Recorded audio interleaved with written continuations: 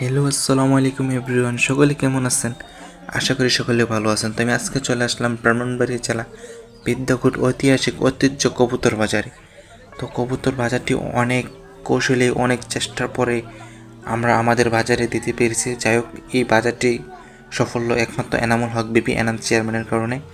আমাদের এখানে দেখা যাচ্ছে ভালো ভালো কবুতর ও হাঁস ও মুরগি, ছাগল ও ভেড়াও পাওয়া যায় প্রতি বুধবার।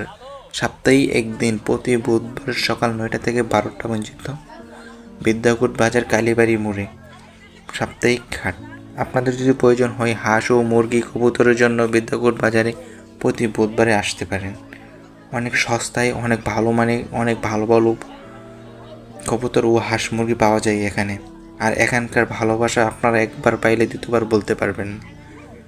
অনেক সম্মান করতে জানে এই বিদ্যাকুটবাসী। আপনারা একবার আসলেই বুঝতে পারবেন কত সুন্দর একটা বাজার, কত সুন্দর পরিবেশ, নম্র ও ভদ্র। তো আপনাদের জন্য শুভকামনা রইল। সবাই আসবেন, দেখবেন, কিনবেন, যাবেন, ভালো মন্দ সব কিছু আপনাদের কাছে। বিদ্যাকুট আমাদের একা নয়, বিদ্যাকুট সবার।